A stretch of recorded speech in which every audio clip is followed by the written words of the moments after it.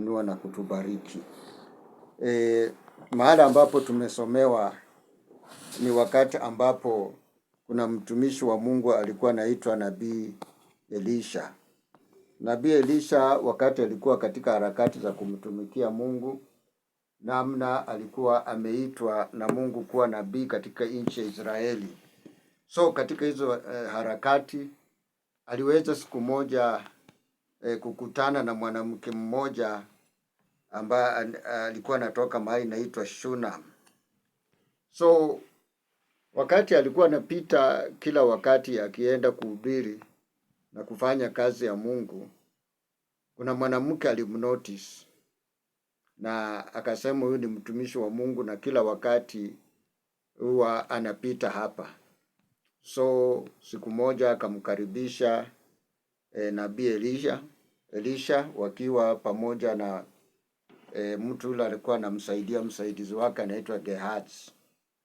So huyo mwanamke akaambia bwana yake, wacha tukatengenezee huyu mtumishi wa Mungu room moja.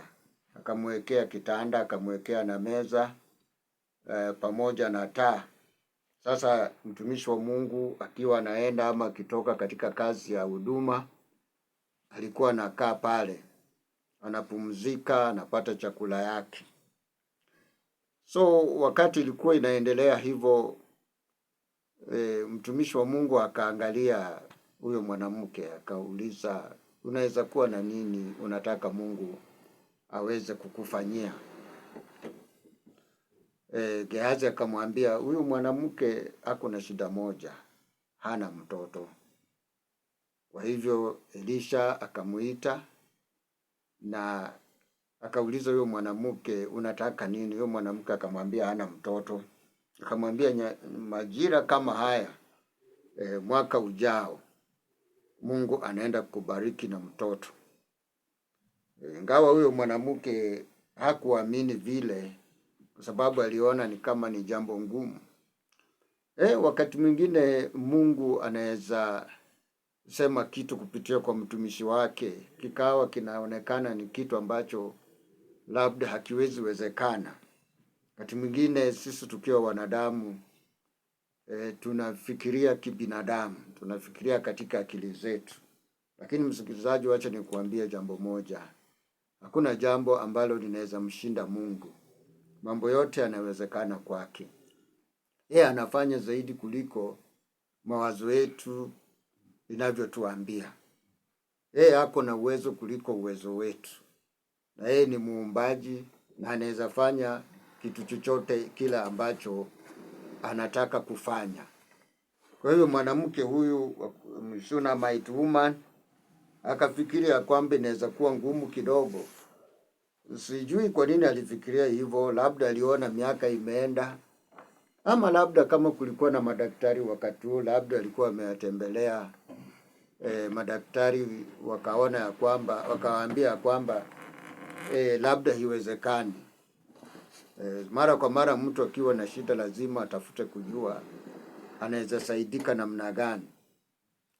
Kwa hivyo ni kama alikuwa na habari fulani juu ya yeye kupata mtoto ama watoto. Lakini neno la Mungu likikuja huwa limekuja na lazima litatendeka kwa sababu yeye ni Mungu. So ikafanyika ya kwamba wakati ilifika mwaka huo ambao Mungu alikuwa amesema kupitia kwa Nabii Elisha, huyo mwanamke alishika mimba na akazaa mtoto. Na akazaa mtoto kijana. So wakati iliendelea, huyu mwanamke akakutana tena na Nabii Elisha. Nabii Elisha akamwambia kutakuwa na njaa ama famine katika nchi kwa miaka 7. Na akampea ushauri akamwambia, kitu utafanya, utatoka katika hii nchi uende nchi nyingine kwa sababu ya hiyo njaa. Na huyu mwanamke aliweza kutii neno la nabii na akaweza kutoka, akaenda katika nchi ya Wafilisti. So akakaa huko hiyo miaka saba wakati miaka saba iliisha, aliweza kurudi katika nchi ya Israeli,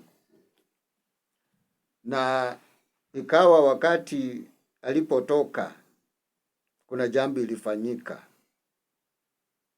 Mali yake, shamba yake, nyumba yake na vitu vyake viliweza kuchukuliwa.